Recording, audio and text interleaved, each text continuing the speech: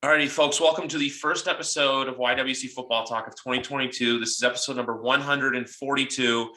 It's a good one today. It's a good one. Joining me once again, last time, look, we'll get to that in a minute, is Ray Rauth of the Dean Blundell Network. Ray's back. I'm back. I don't know if it's still gimmick infringement or not. It's your call, but how are we feeling on this day? Feeling good. I can't remember why I accused you of gimmick infringement before, but stop it. because you're the Canadian that talks about the Patriots. Yeah. You damn kid. I had to change my whole gimmick because of you. Now I just talk about all the NFL. Yeah. Ray's the Canadian Patriots guy, but no, here comes Griff, the other Canadian Patriots guy. Guy's killing it on fucking. Oh, I can swear, right? Yeah. Yes. Guys fucking killing it on TikTok, talking about all this betting shit. I'm just like, look at this fucking asshole just moving in on my territory. How are you, man? Happy to be here. You know what? I'm doing good. I'm doing good. Life's good. Look, the Pats are in the playoffs. For those of you out there who don't know, I recently got engaged. So life is good. Life is good. I can say that now because we're public with it. So I can say all that stuff. And also, too, I just got to say a quick note that this podcast is always sponsored by SidelineShop.ca.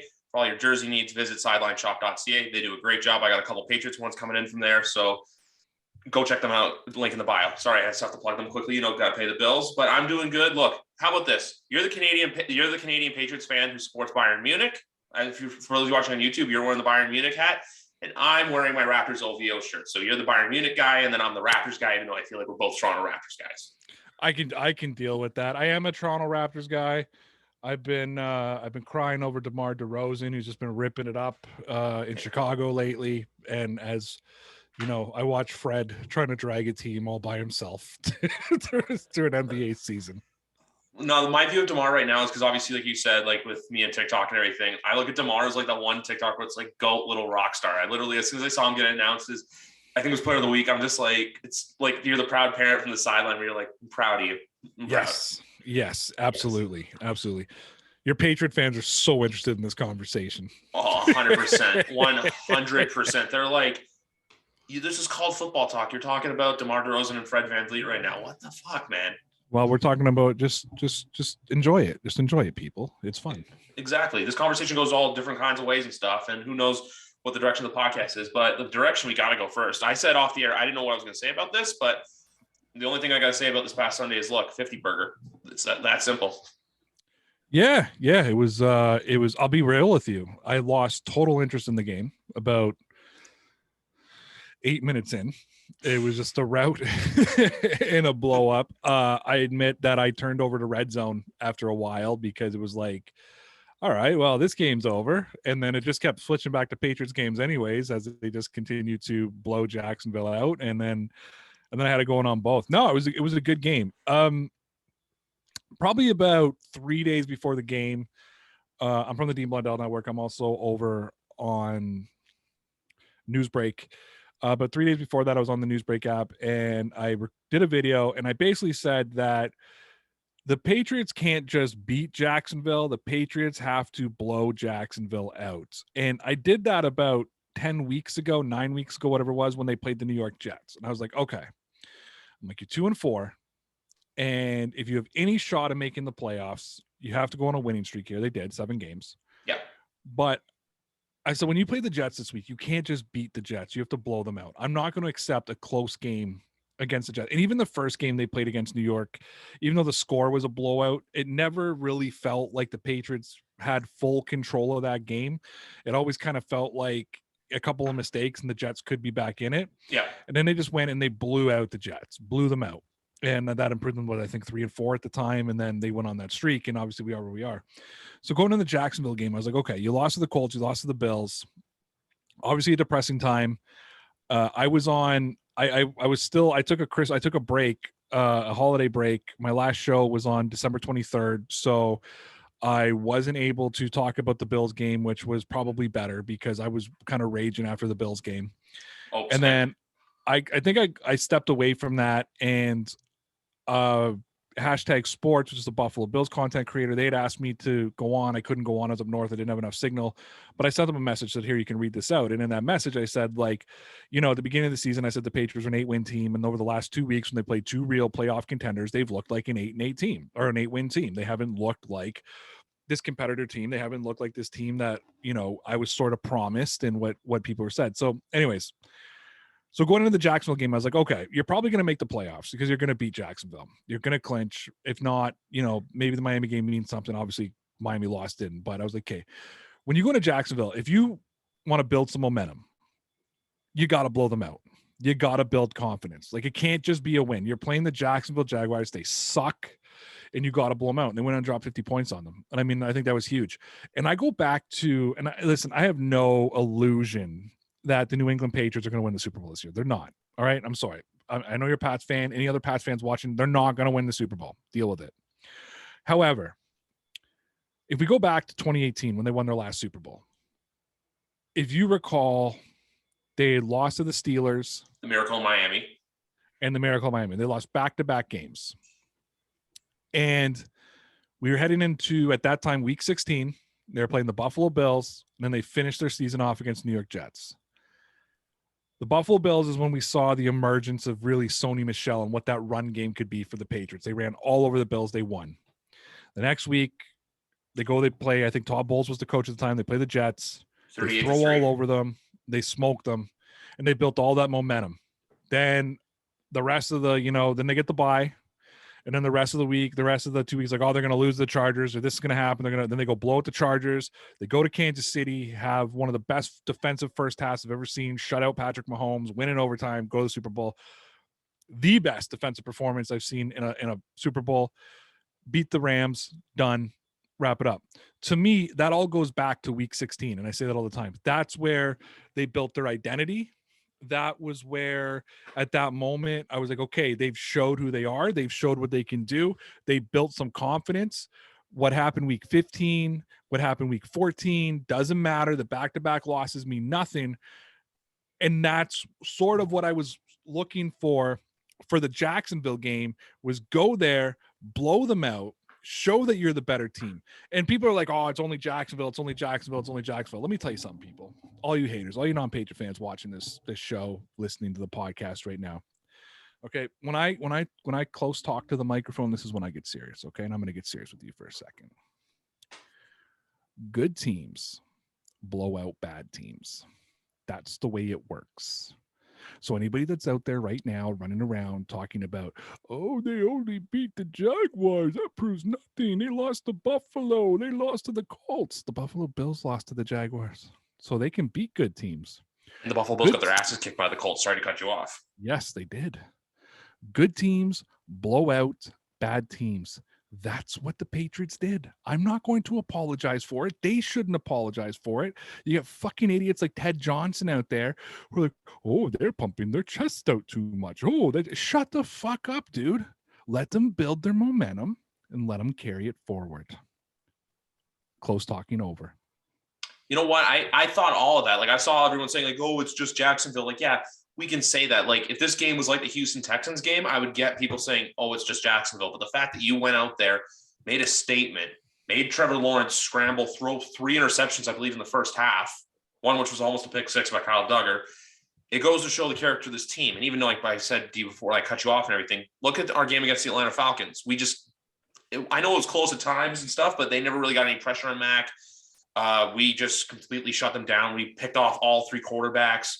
And then the Buffalo Bills, I have an expression. Look, you know me saying I'm betting. Many people say this. So I gotta just say to you, that was the greatest line in podcast history. We picked off all 3 quarterbacks. That's just, yes. Sorry. Go ahead. It's all good. But then I say this with gambling because this happened to the Bills on Sunday. Good teams win. Great teams cover. The Atlanta Falcons covered the spread by 0.5 point. I'm just throwing that out there. And now I'm not trying to rag on the Buffalo Bills, even though I'm watching that Jags game the entire time. I'm thinking 2 things. 1, how did the Bills lose to these guys? And 2, how did Buffalo not score a touchdown against these guys? That's what I thought the entire game. Besides how good we looked and everything like that. And also, too, going back to 2018, I remember all those games for various reasons. Miami, I was super pissed off. The Steelers game, I had a family Christmas, and I really hard for me to keep my composure while watching that game. Week 16, I was on a flight home from Vegas because I was for my birthday. And then week 17, I remember that game literally was the entire time the announce team was just talking about Todd Bowles being let go. And we're like, well, there's still the game being played. Like, let's play the game first. And the only thing I have to say too about last week, how you were very mad for the Bills game. This is a very popular term right now, starting in about 2.5 hours in Ontario and in Quebec. I went for a mental health walk after we lost to the Bills and basically talked to myself and said all these different things because of the game, the officiating. This is now a Sean Smith hate podcast. Yeah, so that's my whole thing about this. But no, I completely agree with you. And also, to your take on the Super Bowl, I'm viewing this like how you told me before back in September, where you said, hey, 2022, that's what I'm looking forward to. I'm looking for them to contend to be in Arizona, which ironically, who was the AFC representative in the last two Phoenix Super Bowls? The Patriots. The New England Patriots. Yes, sir. So for this year, I look at, and I also told this a few weeks ago before the first Bills game to Keegan Stiefel of Pat's Pulpit. The Patriots are basically like playing with house money this year at a casino. I said they can get to the wild card round and lose. This is still a successful season in my eyes. It's just the more further you go, it's just like the better it gets. Dude, I had this team winning 8 games. Okay. Yeah. So if Miami wouldn't have lost last week and the Patriots went to Miami and lost and didn't make the playoffs because of it, and we're fair, I still would have walked away and said they won 10 games. Like they walked away with a winning record. Yeah. So be it. Again, and I've said that since they won their 9th game, it's been house money. When you come into the season with very little expectations and they exceed expectations, you can't get greedy. And, I get called out all the time on my podcast by people like, oh, you said they're going to win 8 games. Oh, what do you got to say now? You're jumping in. Last night I had to explain to somebody what a bandwagon meant. It's you get to a point though where you go a little crazy. So when they went on their 7-game win streak, I had Connor Carney on, who's my Monday night co-host, and we were discussing the Patriots. And this is pre-Colts game. And we're talking about AFC Championship game or bust. Like that's where we're at with the Patriots team. We got so wrapped up into the 7-game win streak. We got so wrapped up into Mac Jones, Rookie of the Year, Matthew Judon, the greatest of all time. We got all wrapped up into that stuff. Bill Belichick, Coach of the Year, Executive of the Year, Robert Kraft, Owner of the Year, fucking New England Patriot fans of the year. Like we got wrapped up around the whole hysteria of the 7-game win streak. And then we came back to reality. Yeah. Lose to the Colts. Terrible game by the Patriots. Terrible game. I never take anything away from the other team. The Colts won. And I hate when people are like, oh, we played like shit. That's why we lost. No, what? At the end of the day, the Colts are a better team than us. Yeah. And then we lose to Buffalo. I don't think the Patriots played like shit in Buffalo. I'm going to be real with you. I don't think they do. I just think that Buffalo played a lot better. Offensively, defensively, I think they're a better team than us. They should be. In all reality, they should be a better team than the Patriots. They're at like the end of their rebuild. Yeah. They're getting to the point where they're Super Bowl or bust. Yes. You got to remember that Bill Belichick just did the teardown last year. And the Patriots are going to be in the playoffs 1 year later. And I'm going to put this out there right now. And I know people don't want to hear this. And it's something I haven't even thought about a whole lot, but I've been thinking about it lately. My original take, if you remember, was we're built for 2022. Yes. Possibly 2023, right? Like that was my whole thing. This team might look exactly the same next year or worse. To get to 2023, you know what I mean? To when it becomes AFC Championship game or bust. By 2024, it's Super Bowl or bust. When you go through the rebuild cycle. Yeah. And then we're exercising Mac Jones's 50-year option, and then we're starting to talk big money contracts, and that's when things become a little bit less manageable. So with that being said, I have thought about the reality of the Patriots going to the playoffs this year, maybe winning a game, maybe winning 2. And then like missing the playoffs by a game next year and people just wanting to torch the city, where the reality is and I'm happy I'm breaking this out on your podcast because I haven't brought it on mine yet. I'd probably get killed for it. But the reality is, next year is year 2 of a rebuild. Yeah. You and I watch sports. It doesn't have to be just football. We watch sports. We watched the Raptors go through their rebuild. We watched all that stuff happen. Rebuilds don't happen in a year. You know what I mean? Hardly ever. So to me, is there sustainability behind what the Patriots are doing this year? So let me lay this out for you a little bit before people are like, because I can already hear what people are saying. I wanted you to think about some realities right now. Yes. Think about how bad the Chiefs started this year. Think about how bad the Bills have looked at times this year. Think about how bad the Colts started. Look at what happened with the Titans and all of their injuries. Look at Baltimore and how they got decimated. Look at how Cleveland absolutely fell apart at the seams. Look how the Chargers look like they're probably still a next year team in year 3 of their rebuild. I remind everybody, right? Yeah. Look at the Raiders who sort of underperformed this year. Think about all the teams that we talked about. Miami, how much they underperformed this year. Think about all the teams that we had the Patriots behind going into this season.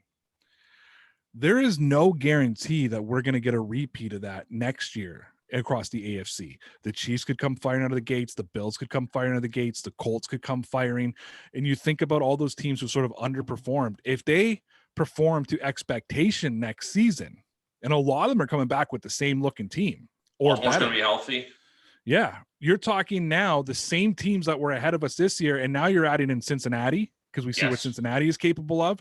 You're probably adding in the Chargers, there's a really good possibility the Patriots don't make the playoffs next year. If Denver gets quarterback. Yes. I don't think Patriot fans should flip out about that, though. They will, but I don't think they should. And try to remember that this is year 1 of a rebuild, and it's us. I will stick with, they have exceeded all of our expectations in year 1 of a rebuild. Year 2 could be rough, right? Second place schedule next year, not a third, right? And I mean, can we just for giggles, can I look at the second place teams in the AFC? Yeah, go nuts. So when we look at our schedule next season, obviously we got to play the Bills twice. That's going to be difficult. We got to play the Dolphins twice. That's going to be difficult. The Jets, who knows, right? But let's look at the standings right now. And then I don't want to. We're going to play the Colts. We're going to have to face. There we go. We would have to face the Steelers. Who knows what they're going to look like? Still a dominant defense. Oh, we play the whole AFC North next year. My bad. Oh, so we got the whole AFC North. Yep. Got the Colts again. Yep. Second place. And the Chargers. Or the Raiders. Again. Or the Raiders, depending what happens on. By the way. And then the Arizona Cardinals. I need everybody on the planet to cheer for the Colts to lose on Sunday, because I don't know if you've heard this, but this is amazing. If the Colts lose Sunday, both the Chargers and the Raiders, all they need is a tie for both of them to make the playoffs. Guess who plays Sunday Night Football? Oh, I know. I want to see both teams kneel the ball 15 times each, and that be the entire Sunday Night Football game. Give me a 3-3 football game. No, not even 3-3. Just come out, kneel the ball 3 times, punt. Kneel the ball 3 times, punt. Just have a written agreement with. I don't want to get hurt. Anyways, it's going to be a tougher schedule than they had to face this year. Yeah, you're going to be going up against improved teams. Got to face the AFC North next year, which sucks. I thought we had the West for some reason. Got to play the whole AFC North next year, so you got to play the Bengals. God knows what the Browns are going to look like. Yeah. You got to play the Ravens, and you got to play the Steelers. The Steelers are still going to have TJ Watt. They're still going to have that great defense. They're still going to have Najee Harris, and who knows who's playing quarterback. It could be Aaron Rodgers, for all we know. That's the rumor, right? Aaron Rodgers to the Pittsburgh. I don't think it's going to happen, but you got it. So if the Patriots don't make the playoffs next year, nobody needs to flip out and say they regressed. They're probably an even better team next year than they were this year. Just the competition is living up to the expectation. They didn't live up to it this year. And the Patriots got some breaks. They didn't have to play Nick Chubb, they didn't have to play. Derrick Henry. They didn't have to play Tre'Davious White. They didn't have to play Derrick Henry, AJ Brown, or Julio Jones when they played the Titans, right? So they got some breaks along the way. Again, to me, it was playoffs in 2022.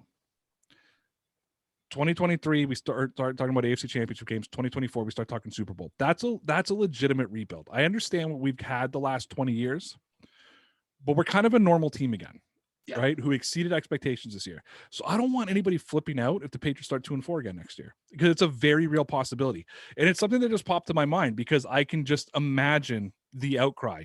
Belichick's lost the locker room. They got to get rid of him. Look, they regressed. Oh, the noodle arm of Mac Jones, and just the bullshit and rhetoric that's going to come from Patriot fans. But yeah, 2022, hopefully a playoff team, maybe a fringe playoff team. When we want to start talking about domination, when we want to start talking about like Super Bowl or bust years, we're really talking 23, 24, 25 is really being the Super Bowl or bust years. We're in year one of a rebuild, guys. Last year wasn't a rebuild. Last year was the teardown, right? This is the rebuild. The fact that we are where we are, playoff position clinched. Phenomenal season. We're on house money. You're right. And if the season ended tomorrow and they got to play the Chiefs or the Bengals or the Bills, you know what I mean? Because that's going to be one of the three teams we got to face. They got to face possibly the Titans, depending where they end up on the schedule. I know it all depends. If they win, I think they play the Bills. That's pretty much set. And then if they lose, there's a possibility they could drop all the way down to 7. Play the Chiefs if the Chiefs are currently in second place. Regardless of who we play, if they get blown out of the water week 1, you walk away and say this is a team that should have won 7 or 8 games. Every analyst on the planet said 7 or 8 games. I had somebody on my channel who's a Buffalo fan who's an objective who picked 6 games. You know what I mean? So the fact that we're at 10, gotta just enjoy it. And people, Griff, your name's Griff, right? Yes, it is. Oh, yes. Okay. All right. Because I keep calling you Griff. I'm like, fuck. All of a sudden, I'm like, I hope the guy's name is Griff, and I'm not just saying Griff over and over. You know, Griff, some people take football way too serious. You know, at the end of the day, the mantra on my show is we watch grown men playing a kid's game. Just enjoy it and have fun. Just enjoy what's in front of you. Bet, have fun, and just know that this Patriots team is a year or 2 away from being legitimate Super Bowl contenders. Exactly. And to the rebuild point, this is going to be something that you only see on YouTube, but I know all about rebuilds because I have this very sign in my room right now that I got from the playoff run last year. So believe me, I know all about rebuilds. With the Pats this year, in my honest opinion, look, it's like you said, we've won 10 games. We've exceeded expectations. Where we are right now, like actually, I'm going to even go back. I'm going to backtrack. I'm going to go back to last year. We should have been a 4-12 team last year if you look at it. We should have lost the one Jets game on Monday Night Football. Probably should have lost the Arizona Cardinals. Yep. And I can't think of it all the top of my head, but there's probably another game out there that we won that we shouldn't have. Just trying to roll. Played like hell against the Raiders. Absolutely hell against the Raiders. Somehow we beat the Baltimore Ravens when they were really hot last year on Sunday Night Football in the game I thought Monsoon. we were going to get. In a monsoon. Yeah, the monsoon game. The game where I thought we were going to get absolutely stomped and I was not looking forward to it. But I think that's a testament to Bill Belichick, right? Oh, 100%. And that's the thing. If Bill Belichick is not on that team, I don't care who the coach is. I don't care if it's Josh McDaniels. I don't care if they bring in Mike Vrabel. I don't care if they bring Brian Flores back, whoever. This team this year is like a 5-win team. You know what I mean? And really, they're a 5-win team. Rookie quarterback, you know, receiving core is okay. They're not great. You know what I mean? They're okay. Tight ends are okay. They haven't been playing great. They haven't really adjusted to the system. They've been, you know, Hunter Henry's been a little better, but Jonnu Smith is, you know, been just a blocking tight end. Bill Belichick in that defense is the reason where the Patriots are where they are this year. Plus, I mean, an absolute unbelievable running game. So I think that's where we're blessed as Patriot fans for this rebuild is we still have Bill Belichick. Because you're right. The 7-game win, that was a 3-win team last year. Let's face it. That was a 3-win team at best, who ended up with the 15th overall pick because Bill Belichick didn't know how to tank a season and won 7 games, you know? Yeah. My thing though, and I just want to go back and say that, yeah, like I said too, that's a horrible team last year. There's some games we should not have won that we won. But this year though, because I look at Bills fans already, how their rebuild went. And because I have a Bills fan from Buffalo Rumblings, their SB Nation blog, Joe Miller, the 30, also hosts Overreaction podcasts. And he told me for Bills fans, it's Super Bowl or bust mentality this year. I do not want to go into that mentality next year. You're 100% right. Is this year, hell, even if we make it to the AFC Championship game, and I want to compare this kind of like the Tennessee Titans of 2 years ago. Remember they got Ryan Tannehill? They didn't start him, but then they went on that run with him. They beat us, beat the Ravens, were almost this close to the Super Bowl. I could see something like that happening next year. And then, you know what, going into next year, there's all these expectations. Maybe we kind of like, I remember the Titans, I think, won the division on the last Sunday of the season last year, losing the wild card round to the Ravens. This year, no one really knows what to expect out of them. Sure, they added Julio. Now they're the 1 seed. Mike Vrabel's getting talked for Coach of the Year. And there's a potential chance that, look, hey, this team can make some noise. They've dressed 88 different players this year, and they're the 1 seed right now. And even still them, if you look at that, the Titans, they got embarrassed at home to the Houston Texans. I know we almost lost to Houston, but they got embarrassed by Houston at home. So I kind of compare us to them, but I'm also bringing in the Bills aspect because I don't want that where Buffalo last year, they were calling it, you know what, they gave Joe coined the term to me, wildest dreams land, where it was like, that's how I feel right now, but I'm not going to be coming out here and hooting and hollering and pissed off if we lose. If we lose 40-0 in the wild card round. And to me, in my humble opinion, this season's a success. We've won 10 games, like you said. We're a playoff team. Look, we are where we are because of coaching and defense. Max playing well. But at the same time, too, look, I'm not going to go into next year being like, oh, you know what? We did this. We have to get to Phoenix next year. If we get to Phoenix next year, that's great. I'm looking at getting to Vegas or New Orleans in 24 or 25. That's my honest opinion. And that's that's the thing with football too, where I agree with you. And my mom brings this up all the time of how fans always fight each other in the stands, how fans are crying when their team loses or get emotional. I've been there. You don't see players doing that after even regular season games. They're all high-fiving and hugging each other. They're all friends. In the playoffs, yeah, sure, there's emotions because you get to the playoffs, you're getting so close to your goal, they get snatched away from you. That's understandable. But at the same time, you're 100% right too.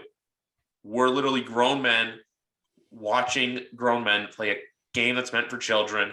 I love that term. I had to use it again.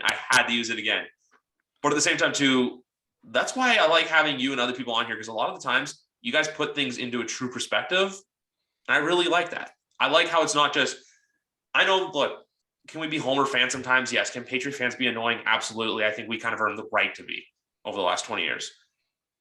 But at the same time, too, look, we're back to square one right now. And you're right. This is year one of a rebuild. I don't want to be going into year two thinking that, hell, next year we can go 9-8. Is it a failed season? Probably not. No, it's the second year of a rebuild. It's a second year of a rebuild. No, and I agree with you. By the way, just for your fan base to know, my fan base knows, like I tell them all the time, I hate Patriot fans. I say it all the time. I go, when someone says to me, what fan base do you hate the most? And like everybody expects me to like to say Chiefs or the Colts. I'm like, oh, Patriots. And they're like, really? I'm like, oh, I hate Patriots fans. That's what I just hate. But away from that, though, yeah, no, man. People, like, again, I said it to you. People take football way too serious, right? Like it's the toxicity. There's the toxicity. Well, there's taking it serious and there's not taking it serious. You look at I watch your Twitter account. You're not a toxic Twitter account. There's a toxicity at Twitter. There's, everything else. Like, I mean, if you watch my account, I am the biggest troll in the world, but not like that evil, I want to hurt your feelings and hurt you troll. Like, I'm the one who just like writes stupid shit. You know what I mean? That I'm like, and I do that to get reactions from people. I'm a content creator. That's what I do. Yeah. But I get responses. I've had like I was having this conversation. I'm gonna name drop here if I can. I was having an off air conversation with Dean Blundell. For those in the States, you don't give a fuck. Canada, it's a big deal. It's not even all like GTA. But I'm having a conversation with Dean Blundell, and I said to him, and I don't know if anybody watches Dean Blundell show. They get into deep shit. They get into a lot of deep shit, especially around COVID and all that kind of stuff, and they piss off a lot of people. Yeah. And I asked him one day, I'm like, how many times a day do you get death threats? Right? I'm like, because I talk about football and I've had people wish death on me. I've had people wish I get cancer. I've had people threaten to kill me. I've had people over shit I've tweeted about football. I tweet about nothing important. The most important thing I tweeted on my Twitter page today was a stat I found about pornography, which, you know what I mean? Like, that's how unserious my Twitter account is. That's how unserious my podcast is. It's very rarely that I address a serious issue unless I feel like we need to address an issue and it gets done in the first part of the podcast, then we have fun again. People take, and I'm sure as your following is growing, you're probably seeing it as well. People take, I think people are so miserable in their own lives of whatever's happening in their personal life that they start living vicariously through football and this and the connection and the family, the atmosphere that you get through sports, and it comes out as toxic. So if I come out and say, hey, you know, Mac Jones had a noodle arm today, you get these Mac Jones fans that are like, you fucking, I can't believe you root against your own team and blah, blah, blah, blah, blah. And I'm like, dude, read my tweet. You know what I mean? Like, I had a guy yesterday, he's like, oh, Ray's on and off the bandwagon all season. And I had to explain to him what a bandwagon meant. I was like, I've been on and off of whether this team is good. I'm like, a bandwagon is a cheer thing. It's whether or not you cheer for a team. It's whether or not you support a team. Like, I literally had to spend 5 minutes of my podcast yesterday explaining to somebody what bandwagon meant, right? And you get that toxicity that comes. And I think it's because people take it so serious. And I can't stress this enough to people. And dude, for 3.5 hours when there's a game, you can't take anything I write on my Twitter account serious because I'm just fucking rage tweeting or happy tweeting, or you know what I mean? Like it's I'm like you. I have the emotions. I've cried after games. I sulked during Super Bowl 51 before the comeback. I went outside. It's a famous line people know about. I went outside with my wife, and they were down 28 to 9 at that point. Steven Gostowski had just missed the extra point. I walked outside for a smoke with my wife, and she says, "You okay?" And I literally, like a little kid, fucking pouted, stomped my foot, and said, I don't even care if they win or lose. Like, they're getting blown out. It's not even a close game. Like, they just ruined my Super Bowl experience. I said those words. It's ruined my Super Bowl experience. Like, I'm a fucking 5-year-old. We're going to have those emotions as fans. However, when the game's over, the game's over. Like, you can't carry this into your life in the sense of like fucking wishing death on me because I said that Mac Jones has a noodle arm. And I'm telling you right now, if you follow me on Twitter or you want to at DPN_Ray, the only thing that's going to get you blocked is sending me a death threat. That's the only thing I'll ever block you for. I mute a lot of people because you annoy me, but the only time I'm ever going to get blocked is if you send me a death threat or wish cancer or wish something on my mother or whatever. But I'm like, the fact that you, and forget being a keyboard warrior, blah, blah, blah. Like, I don't even get mad at that kind of stuff. I feel sorry for these kind of people. So I'm like, you are so miserable in your life that you are sending me a death threat because I said Mac Jones has a noodle arm. As you can tell, it's very fresh. Right? This is something that just happened.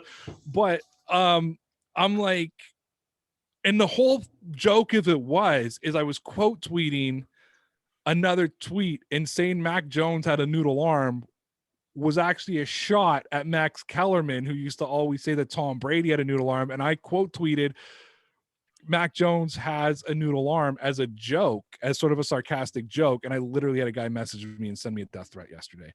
And I just sit there, or wish death on me, not a death threat, but wish death on me. And I'm just like, guys, it's a fucking game of football. And Griff, I'm telling you, man, when people can just accept that we're watching a game, right? You got a beautiful fiance.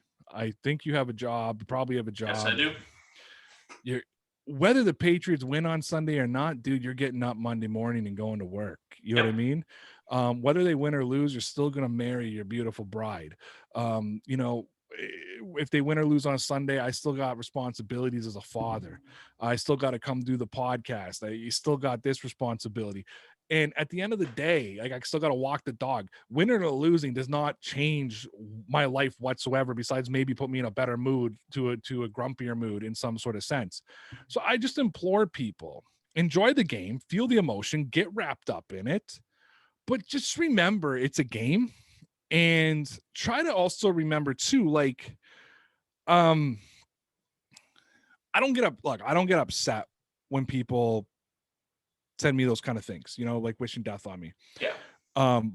But I do walk away a little sad, and I'm not kidding you. Like, I feel sad for them because you are so sad in your life or angry in your life that you're using football as a weapon. You know what I mean? Because you invest all of your baggage and emotion into a game. Don't do that, people. Work on yourself. Use it as an outlet. Like, I use football, soccer, basketball as an outlet to, like, hey, here's 3 hours of my day. I don't have to think about the bullshit in my life. You know what I mean? Yeah. I know I'm getting a little bit deep here, but I know we're talking about these fan bases and people get angry and this and that, because I can foresee a meltdown in Pats Nation next year. Last year, I'm not even kidding you guys. Last year, during my podcast, I have a pretty large following, on different networks, but I have a pretty large following. Yeah. I received during that 7-9 season 6 death threats. I had cancer wished on me 4 times, and I had death wished on me 5 times throughout that season by either defending the team, or when I finally gave up on Cam Newton, or whatnot. Talking about toxic fan base. Yeah, and that's Patriots fans. And all I thought was, throughout all those times, the only time I get mad is when someone threatens my family, right? Like, when you want to come at me, don't get my family involved, right? But all I thought through that period was, yo, this is a fucking game. You know what I mean? Like, you're this mad over a game. Cam Newton doesn't know who you are. He's never going to know who you are. Like, Cam Newton doesn't sit there and say, oh, Ray and Griff were talking about me on the podcast tonight. No, Cam Newton goes on YouTube, sees like, oh, Ray and Griff talk about Cam Newton, and he's like, I don't give a fuck. And he moves on with his life. You know what I mean? And I'm like, yeah, you just wished fucking cancer on me. You hope that I died a slow death of cancer because I said Cam Newton is washed up. You know what I mean? And I'm just like, fuck, you live a sad life. You know, like, you live a sad, sad life. And I wish you the best. I'm sorry, I don't know how I got on this tangent, but it's my whole thing is at the end of the day, man, just enjoy it. It's football. It's fun. It's a release. Life fucking sucks. Griff, you and I, let's talk about it. What are we now? What time is it? 9:45 p.m. Eastern Standard Time. And what happens in about 2 hours from now? Yeah, we are now in 2 hours and 15 minutes away from going back into a lockdown in Ontario. No more eat-in dining. The schools are shut down until 2 weeks. I got sent home 2 weeks ago from work in preparation for this, and I'm home until at least January 31st. We're going to go on our mental health walks. We're going to, all gain another 20 pounds because we're locked at home. So what the fuck am I going to do? Should I sit down on Sunday and just engross myself into the game and take 4 hours of my life where I don't have to think about this bullshit pandemic?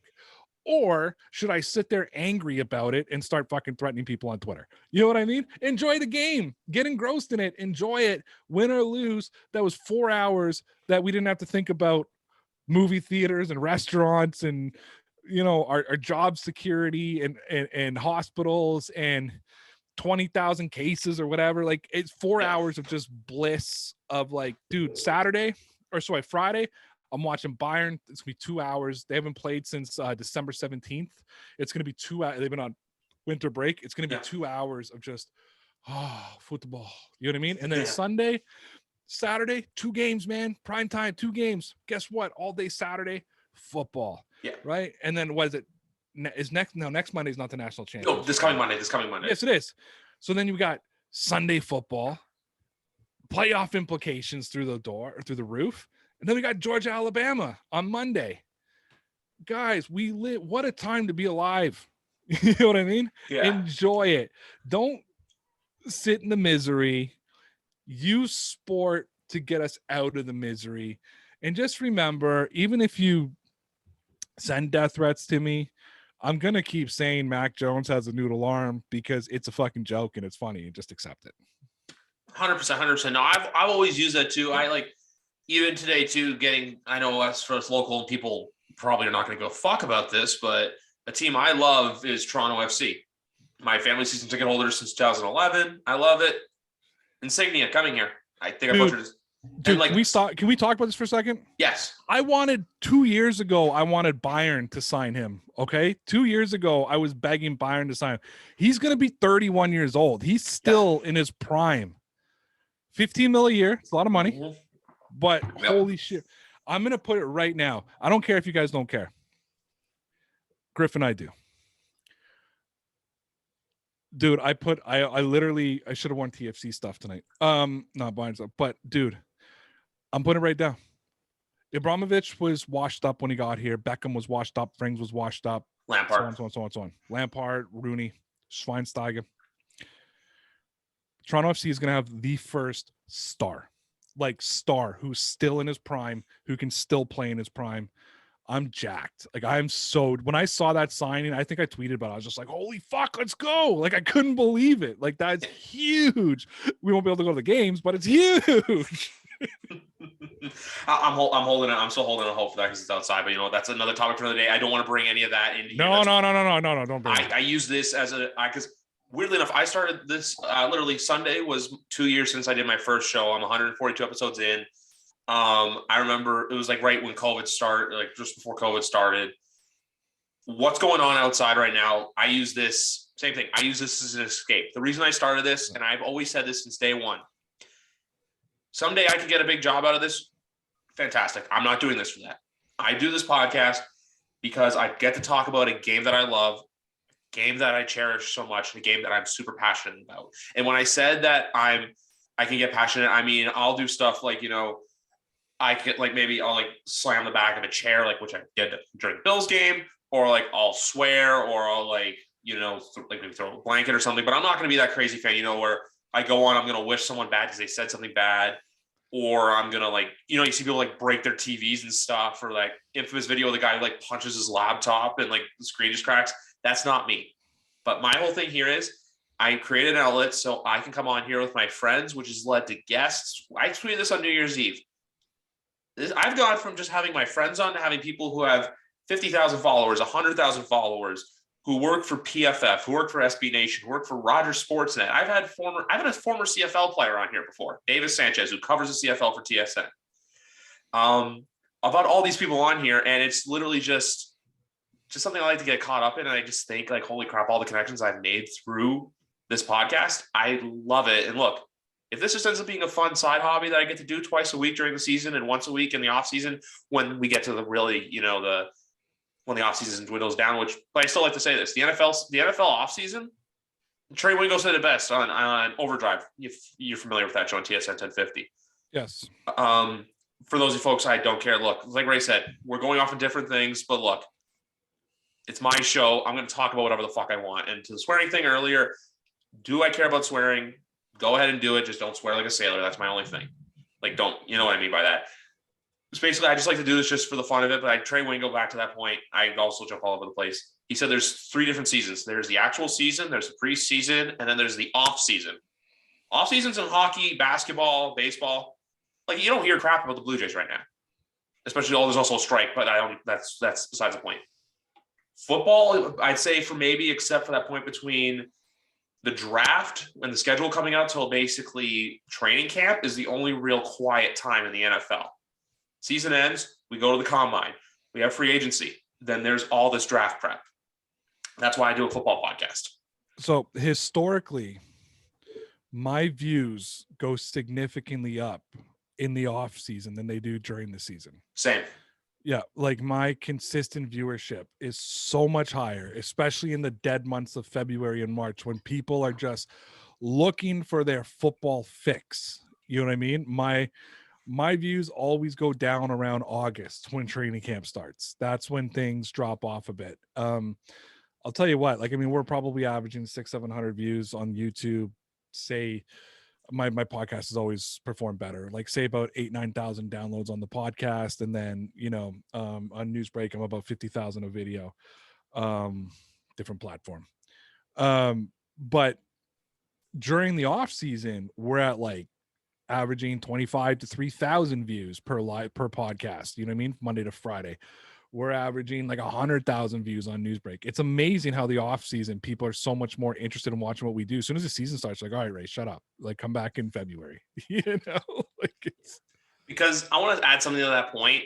Whenever there's a shitty game on and people were tweeting about it, like how last night's Monday Night Football game, Pittsburgh Cleveland game sucked. I'm saying this right now. People, I don't like to do that.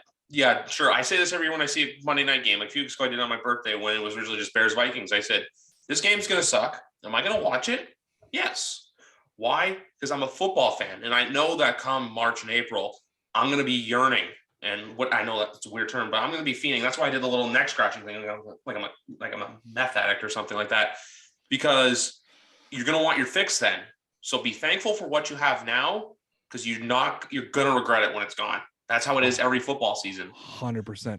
The NFL is the longest off season and the shortest season of everything. I mean, the moment the Super Bowl ends, I remember last year, I was working for Sportscaster at this time last year. We'd already been given our notice that we were done at the end of February, and the Super Bowl finished, and we were kind of wrapping up our time at Sportscaster. I think we picked Super Bowl Sunday to make the announcement that we were leaving Sportscaster. It's when I was still with Connor Carney. And we got into this weird discussion on the pod. One of those ones where we forgot we were on a podcast and we were just having this like weird discussion about our future. Right. And it was great. I mean, the fans loved it, but we had the whole thing. And anyways, we got to this whole point where we're like, Super Bowl was yesterday. He's like, yeah. I'm like, what are we going to do for the next like 8 months? Because that's literally like where we're at. You know what I mean? You're talking the end of February. You're talking like the beginning of February till the beginning of August before preseason starts. And no one really cares about preseason. So you're really talking February till September. Yeah. I'm like, what are we going to do for like the next 8 months? Like, just like, what are we going to do? And he's like, I don't know. And we're just like, and we're talking about it. And then it just happened. Like at that time, Scott Hansen had sent out a tweet and he's like, 218 days until the next football game, you know, and we're all just like, oh, that sucks. Like hockey, man, like hockey finishes like in July, in September, they're back on the ice. You know what I mean? So the turnover is so quick. It's why nobody cares about their off season. Baseball's got a long off season as well. But again, it's, you know, with that, the draft is mid-season. You basically have 1 day of free agent frenzy, and then you're just waiting for spring training to start. Right. Even still, spring training is still like 6 weeks. It is, but I think with baseball, the difference with baseball is, though, and I say this is like don't forget, like football's a weird one because football is the signal that summer's over. You know what I mean? It's a lot of, you know, summer vacations are done, kids are back at school, life kind of goes back to quote unquote normal. Whereas like spring training is the signal that like winter's almost done. You know what I mean? Like it's summer's around the corner. The boys are back on the field. You know, pre-pandemic, I went down every year to spring training, right? To watch the Blue Jays a couple times, but I go around and watch a lot of things, a lot of different teams. And that was like, I don't know, spring training is different. The thing is I cannot stomach preseason football. Like I can't. I hate it. I hate every second of it. I do it because I have to cover it, but I don't like it. Right? I say that. Whereas, I don't know, baseball's just a different atmosphere. Like I can sit and watch a spring training game and just be like, it's great. You know, it's great. Spring training is something that's always been on my sports bucket list to do. I've gotten the chance to do many different things. Like, for example, I've been to Jays playoff games. If you remember the shirt, this was from game one I got to go to game one of the NBA finals. I was there when TFC won their MLS Cup in 2017. And I'm not just putting spring training on a pedestal above all those. I'm just saying spring training is something I've always wanted to do. But you're right though, in that sense, because even I'm going to go back to hockey too. I'm a diehard hockey fan. I love to play the sport. It's another reason why I'm a little irked right now because I don't get to play it, but outdoor rinks are still open, thank God. Even in hockey, their month of August, nothing happens unless a trade or something sporadic comes up. It's kind of like how they say in the NFL offseason, if your name's coming up in like June or July, it's probably for a bad reason. It's the same thing with hockey. So that's where I love football because, like I said, hey, once the season's done, because I'm actually going to go off the point when football's done. Because in February, I will be already talking about what I think the Patriots are going to be doing for 2022. I already am going to be doing that. Like even still I remember free agency last March, obviously the cuckoo-ness of it all. I remember I was in the car, my girlfriend at the time, now fiance, she looks at me, she's like, Patriots signed someone. I'm like, oh, who? She's like, she butchered the name. I know she's just outside the door right now. She's like, John, she said John Smith, but she's like, he was like Janu, she said. I'm like, all right, awesome. And then it was just like 45 minutes later, it was like Matthew Judon and then like all this stuff. And I was like, at that point, I really wanted Hunter Henry. And then I kind of gave up hope on that because I was like, you know what? We got Janu. We're good. And then the next day I get the tweet from Adam, I think it was Adam Schefter or Diana Rossini saying, yeah, we got Hunter Henry too. So, and that's even my point too. And even now still getting, I've been more plugged into the draft now too, which I think is a huge thing, which if you're a casual football fan, get to know these college prospects, watch the national championship game this Monday. I know that a couple of the guys from ESPN, including the color commentator, Kirk Herbstreit, which I'm also, every podcast I do, I quote unquote stare at him because I own his book, his biography. I'm looking at it right now. Fantastic book, Out of the Pocket by Kirk Herbstreit. And they will dissect the game for you perfectly. They're also calling Broncos Chiefs on Saturday. So that's going to be a treat for NFL fans. That's something, when I found out they were calling one of the games, it's my dream to have a Patriots game called by Fowler and Herbstreit. So I'm going to go back to the Patriots for a second. My worst nightmare for the season was week 18, Patriots, Dolphins, and we're in the Charger Raider situation. Yep. We're not going to be. And also, I'm going to say something else to you right now. Going back to your point about the Colts-Jags game Sunday. Do you know the last time the Colts won in Jacksonville was 2014? Yeah, I just had Lawrence Owen from the Believe in Colts podcast on my podcast tonight, and we were joking about that. However, they haven't beat them at home. However, one of those losses came in London. Yes. London, England. But yeah, it's been since 2014 since they beat Jacksonville in Jacksonville, which is why we all need to cheer for Jacksonville this weekend, because I want to see what happens on Sunday Night Football between the Raiders and the Chargers if they both need a tie to make the playoffs. It'll be fantastic. Fantastic. Yeah. And even still, I'm still going to watch the games. But the other thing I'm going to say too, and you said this about Scott Hansen that got me thinking to be really depressed. This is the last Sunday of Red Zone. I love Red Zone. Yeah, I love Red Zone. I can literally sit on my couch for whenever, like I usually watch the Pats. Like I'll never pick Pats over Red Zone, or I even got to the point too, and I don't know why this happens, but if we play at 4:00, I'll watch a random game at 1, because every time I've watched Red Zone before the Patriots, we've lost. That's where I consider myself a little crazy, where I have like super certain things that happen. So it's your fault. Yes. The only time it happened, the only times it happened were, it happened for the first Dolphins game and the Cowboy game. After the Cowboy game, I was like, for the Charger game, I'm like, I'm going to watch football on TV. So CTV for us, even though I'd used DAZN for this past Sunday. And we would beat the Chargers. You superstitious people make me laugh. I love it. I love it. Don't forget. I love it. Like, that's why I'm a weirdo. That's why I'm a weirdo fan.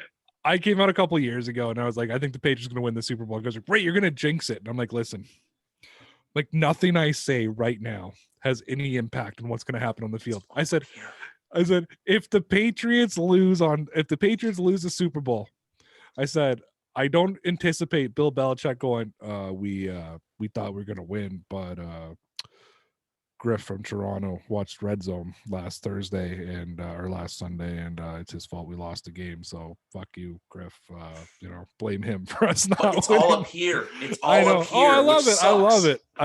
I love it. I listen. I got friends who are super superstitious.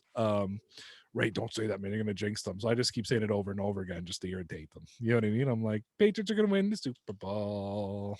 That's why I take a cautious, optimistic approach. That's why I like to be cautiously optimistic. I like to say it, but at the same time too, it's like with last Sunday, because of obviously I'm not. Look, I don't have a huge social media following like you. I'm still working my way up. I only have a few hundred followers. I have 100 something on TikTok. But people will ask me gambling advice, and they always have the Patriots. Like with Jacksonville, they're like, "Hey, do you want to say I'm going to cover?" I want to say yes, but I don't want to say yes because it's the same thing too. Every time I think, you get confident is when your team loses. Yeah. So I kind of like to take that approach. And even too, because I said it for the second Jets game, the Falcons game, and the Jags game. I was like, you know what? I'm like, this could be trap games. None of them ended up being trap games. And there are 3 biggest margins of victory in the year. Yeah. So,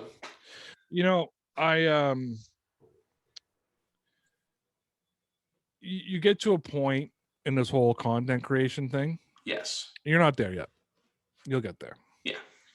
You get to this whole point where you stop giving a shit, right? and you're just like, I actually prefer to be wrong now, to be real with you. Just so your audience knows, I love being wrong because I love getting called out on it. Because it's no, what I always, you know what, dude? At the end of the day, no matter what you say, not going to affect the outcome of the game. Number two, just own it. That's what I say to people. Like, I'm just as proud of my cold takes as I am of my hot takes. I retweet every year. Well, now it doesn't matter because he's gone. But I went through this streak where every year I retweeted my tweets from 2000 and whatever when I said that this Stephon Gilmore kid is a bum and the Patriots need to get rid of him. And, it's, whatever, right? I own it. You got to own it. You got to just, and it's fun. And people are going to get upset and you got to laugh at yourself. You can laugh at yourself. You can laugh at everybody else. I used to be such a like, I cared so much about what people thought about me, and like, oh man, I didn't swear on my podcast because I was like, I gotta sound like really professional and this and that. And then it stopped being fun for me. And I'm like you, like, I've got some opportunities out of it. I God bless them, Newsbreak, Sportscaster, Dean Blundell. And I appreciate all of them for giving me that break, give me that opportunity, and giving me the platform, and I'll always be eternally grateful for it. However, I left the Colorcast out because it wasn't fun. You know what I mean? Like, Colorcast at a time when I didn't have a home. After we got fired from Sportscaster, it wasn't until Dean Blundell signed us that we had a home. And Colorcast offered us a home, and they gave us a chance to move the podcast and offered us a home. And I was there for a month and I fucking hated it and I left. You know what I mean? Because I always tell people, the moment this isn't fun anymore, I'm not doing it anymore. You know what I mean? Like, this coming on your show, doing my show, whatever, it has to be fun. This is what we're here for. I've always said too, the day I stop having fun watching football, I pack it all up. You know what I mean? Because the moment football affects my life to the point where I can't function the next day or the day after, I'm like, I can't watch anymore. You know what I mean? Like, sports are my escape. Talking about them, watching them, it's my fucking escape from life. Dude, I'm a social worker, man. I deal with a lot of heavy shit on an everyday basis. You know what I mean? I need this. I need what we're doing right now. Talking shit, talking sports, talking what it means to us. Even just having a conversation of what sports mean to us is an escape from what it is. You know what I mean? Because I'm just having this sort of deeper conversation, but in the sense of this. I know you're sitting there right now. I'm telling you, Griff's sitting there right now. I was like, I had this whole plan of we're going to talk about the Patriots, and Ray's coming on here talking about death threats and fucking everything else. But it's the truth though, man. I'm just being as real. I did a 2-hour podcast prior to this. I'm exhausted. So you're getting the real unfiltered me right now. You got to just fucking have fun with it, man, and get mad. Get mad. Just don't let it control your life. That's what I say to people. I completely agree with that. Like, even too, I know I had this plan. I was gonna rip into Joe Judge for what he said and the Giants, and how I like to rip on the Giants for fun because look, they beat us, and every chance I get to rip into them, I'll take. And even still, we're gonna talk about Antonio Brown, but I feel like everyone else has done that so far. So you know what? These are even the best conversations too, where just it goes off the rails. You don't care about what gets said. It is what it is. It's just a genuine conversation. Because sometimes the best podcast is just when you know what you like. I've had people before where they're like, oh, so what are we going to talk about? And I have to give like certain points and stuff like that. When you go in and free ball it too, it's just fun. That's why I like doing this. Like I said, I'm the same way too. I'll do this the day it stops being fun. Like I said before too, like I remember how I brought up to you before. I started literally 2 months before COVID hit. Throughout last year, obviously, I know obviously Ontario was in lockdown more than anyone else. It was easy to do it. It was fun to do it. The last 6 months or so, when stuff was actually open, we actually were able to do a lot of shit.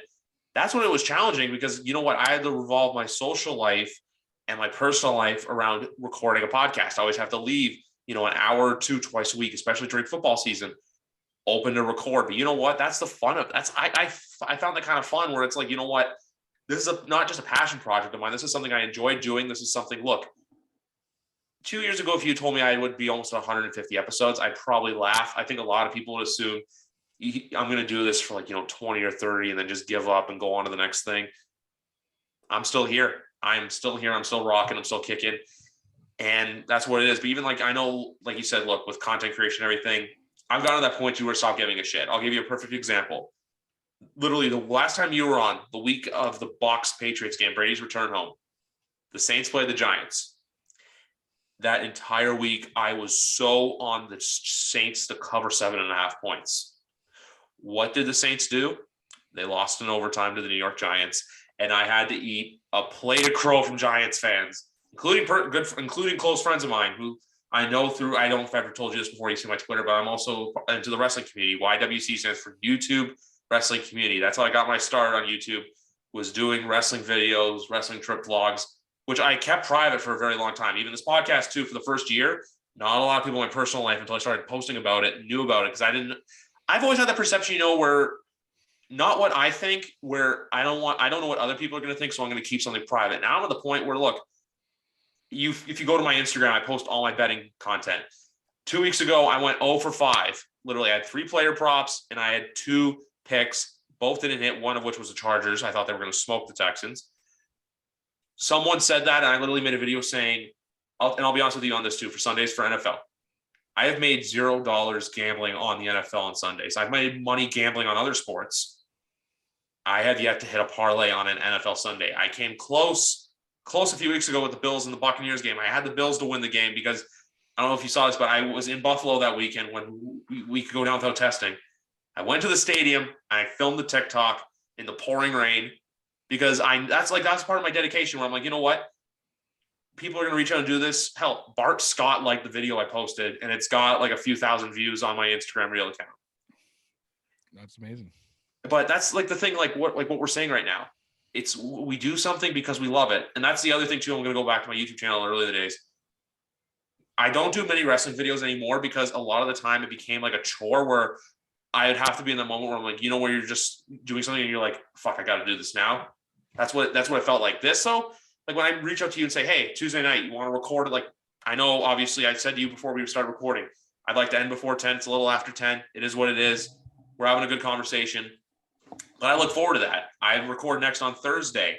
Something I'm excited to announce tonight that I'm going to start doing probably next week is I'm going to be getting more involved with Twitch. Just another outlet to, promote myself, get views, get maybe some more listeners to the show.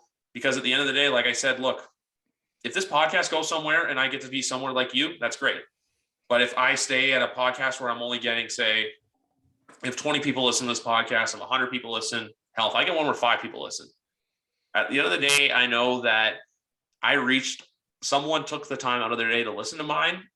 And that's more truly what I'm thankful for than views or anything else, or where I want it to go. Like, I'm not doing this being like, hey, I want to do this. I want to like get this out there.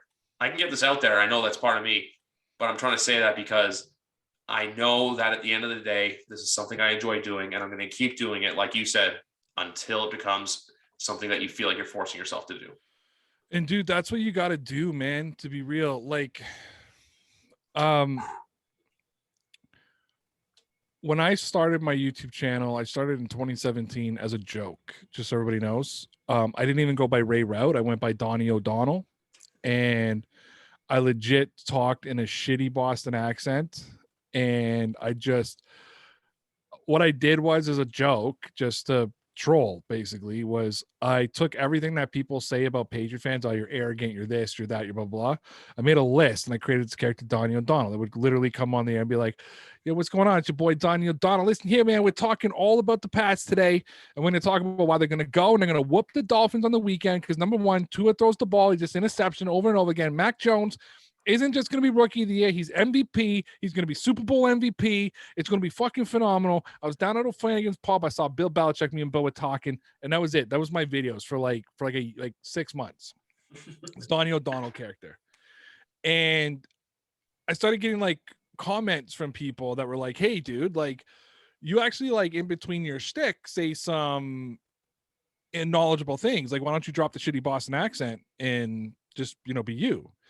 And then like I finally one day like admitted, my name is Ray Rauth, not Donnie O'Donnell. I talk like this, not like this, like it went through the whole thing, and then kind of like went into a different direction. My goal when I started my YouTube page, I'll tell you right now, there was this shitty YouTuber, and I saw him on a video. I didn't even like go into, I didn't even go onto his YouTube. I was watching this video that he was like, someone was showing his video, and he had 60 subscribers. And my goal was like, I have to get 61. Like, I have to get more subscribers than him.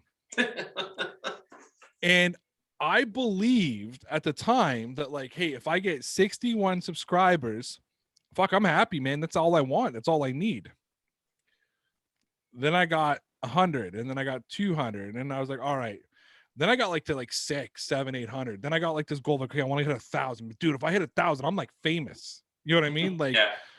you know, like this is what I'm going on. And then I had 2,000, 3,000, 4,000, 5,000, 6,000, you know, and so on and so on. I'm almost at 10,000 now. But then like, and then I get hired by Sportscaster. I become the #1 rated sportscaster. I'm the #1 rated show on their channel. We were averaging 50,000 views per episode. Fucking just, you know, we're the #1 performing show for them. I'm making good money. They go broke. They fire me because really I hope that people I'm sorry guys, our show was the only one making money for them, so they were losing money across the board for everybody that they were paying, so they had to let everybody go. We go back, we start Dear Pats Nation. We start, you know, boom, and we start hitting things. We're growing. We hit a couple sponsorships, you know, we partner up with Symbol. Like, we've got this whole thing going. Then like and then we partner up with and then my whole life, right? And then we're with Newsbreak, and Newsbreak is paying us really good money, and I'm not bragging, I'm just saying they're paying us really good money. And then I sign on with Dean Blundell, which is like a fucking dream come true for me. I'm working for Dean Blundell, right? For those of you who aren't from Toronto, you might not get it, but it's a big fucking deal for me. Like, I'm working for Dean Blundell directly. I'm on a, like, I was saying this the other day to someone, like, I'm not someone who gets proud of themselves. And my wife's always like, are you proud of yourself? And I'm like, no, like, what the fuck? I talk about sports. Like, what is there to be proud about? You know, I do things in my real job that I'm a lot more proud of.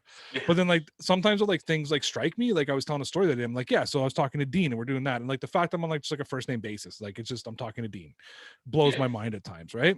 So I totally get what you're saying. I went, and it's not like I'm bragging about my success, but I was in the same boat as you. And I think you got to keep this attitude. Like, you know, keep your goals simple, because that's what I wanted 61 subscribers. That was my goal.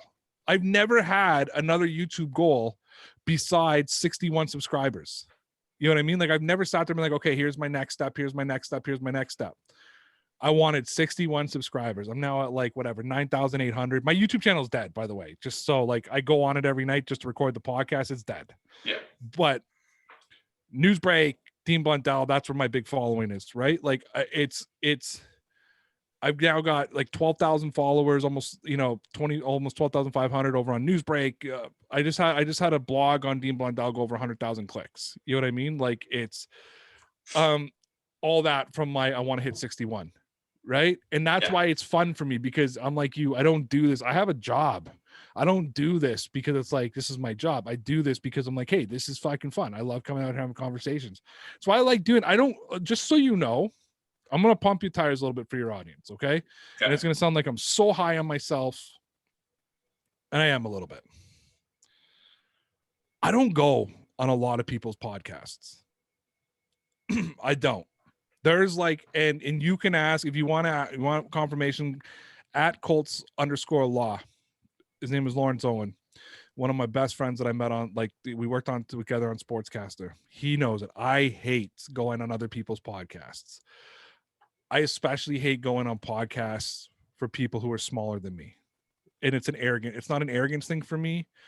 It's when I go on someone's podcast, I feel like there needs to be a mutual benefit back and forth, that we're going to share an audience, right? You come on mine, take some of my audience, I go on yours, take some of yours. But I like you. You know what I mean? And I like your podcast. And that's why I come on here.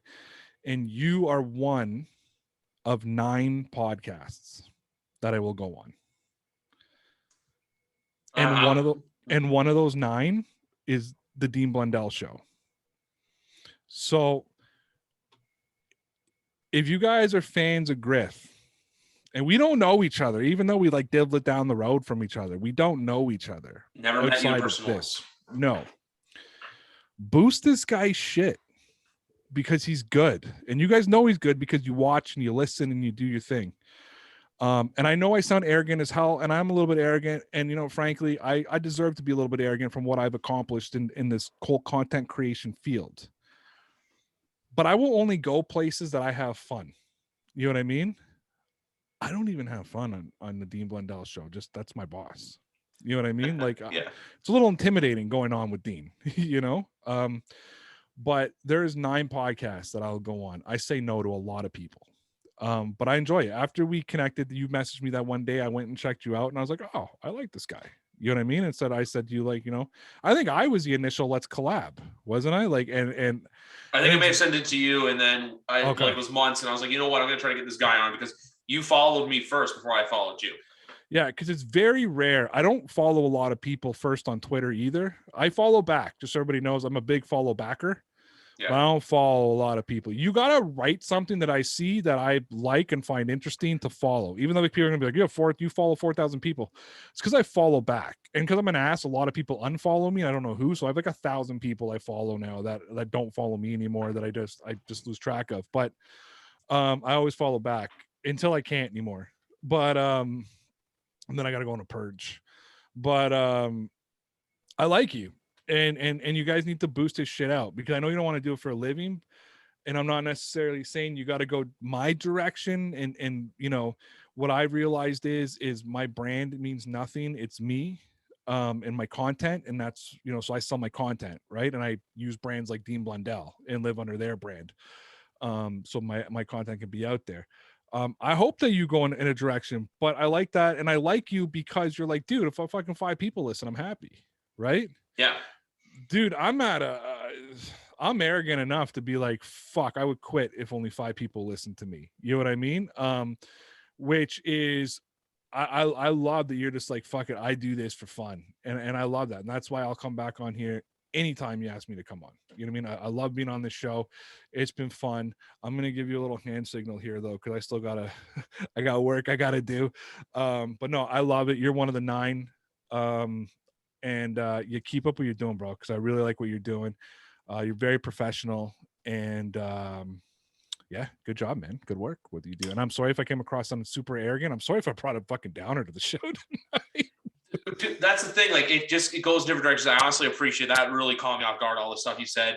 Look, I'm not saying in the goal where like I'm trying to do. I never did this because I'm, you know what, I'm gonna have a podcast. I'm gonna be famous. I'm gonna get fucking Manscaped and like all this other stuff, like all the different podcast sponsors you see out there. Like, I'm not going to come on here being like, hey, you need to shave your balls. Use promo code GRIF to get 20% off your fucking package and shit. Like, if that happens, that's what I'm saying. If that ever happens, great. Once I started going and once I started getting a little bit of a following, my goal was to get to 100 episodes. I don't know if you listened to it, the 100th episode. I literally gave to the people that have been on the show before and friends, other guests, and I basically had them come on here and say, why do you love football? I literally gave that episode back to the people, and each person got to share their story, and everyone had a very significant story. My next goal is to get to 200 episodes before the start of next season. This is 142. My original goal is to get to 150 by the end of 2021. Obviously, we're already 4 days into 4 days into 2022. I'm gonna probably get to one. That's my thing. I'm gonna be at 150 by Super Bowl. That's my big thing right now, and then 200 by kickoff next September.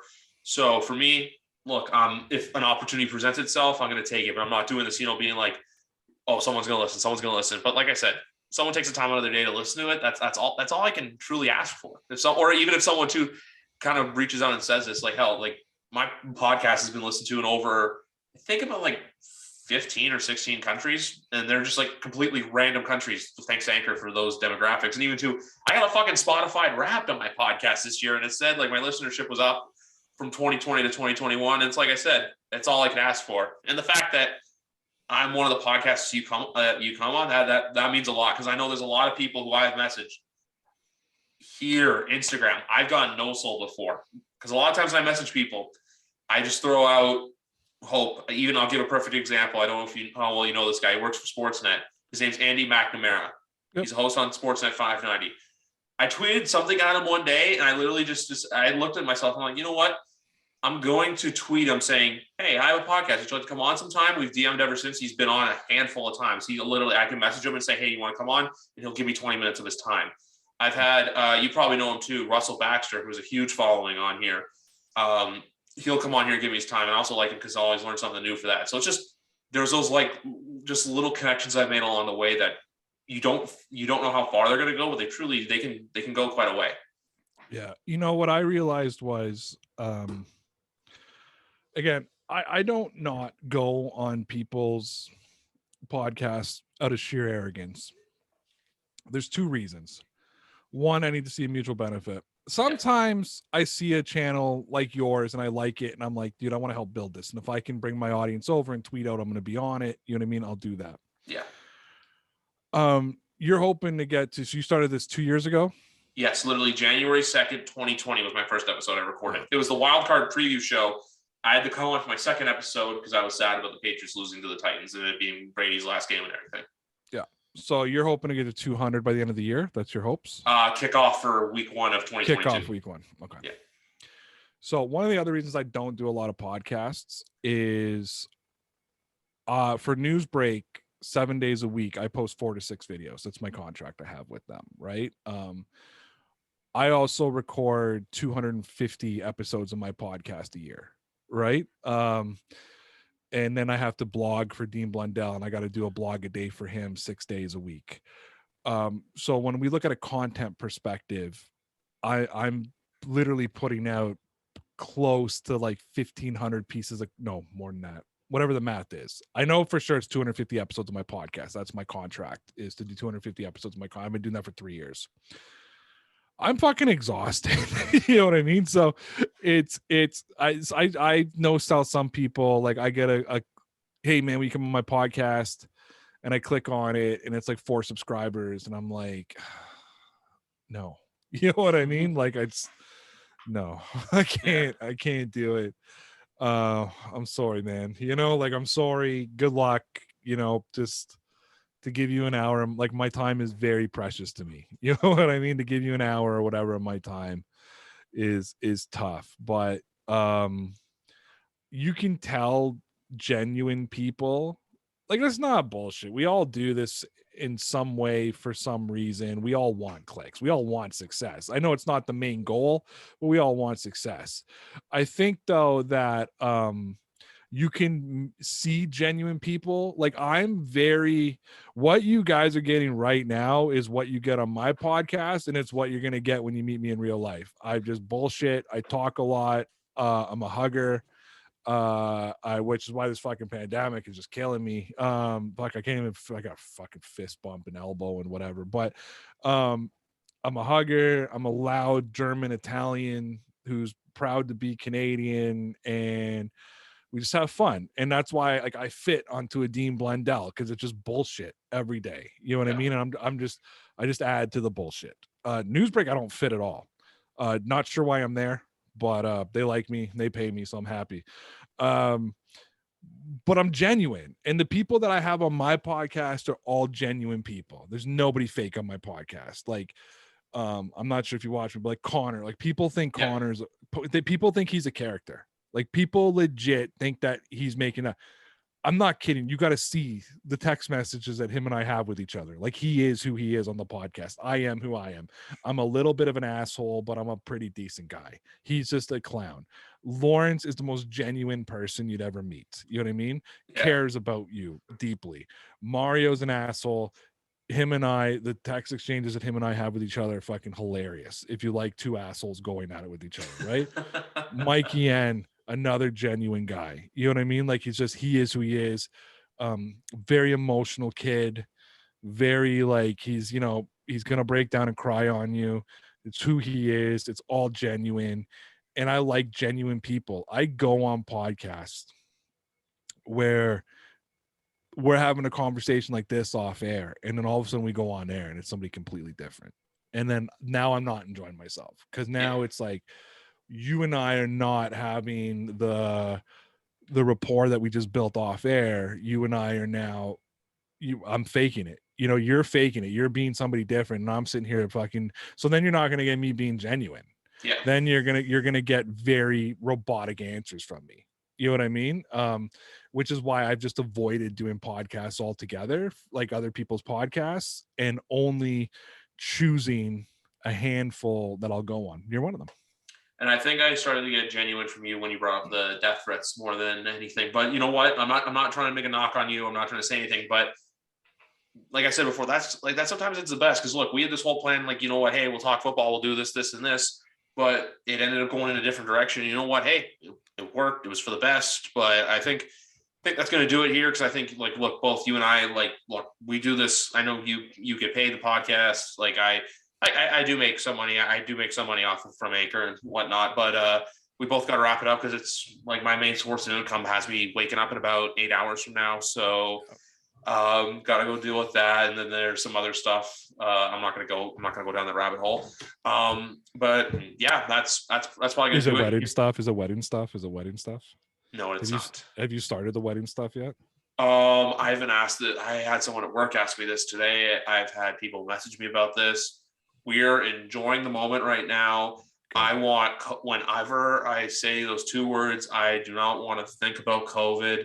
Plus two, there's probably a massive backlog of other couples that proposed 2 years ago thinking, hey, 2 years from now, everything's going to be fine. And they're probably scrambling. I don't want to have to worry about, hey, you know, we're going to get in 2022, and then 2022 turns into 2023, and then 2023 turns into 2024. I'm going to give you 3 words, okay? Okay. This is just for the guys. Yeah. This is from experience. Yes. Whatever you'd like. Those are the 3 words.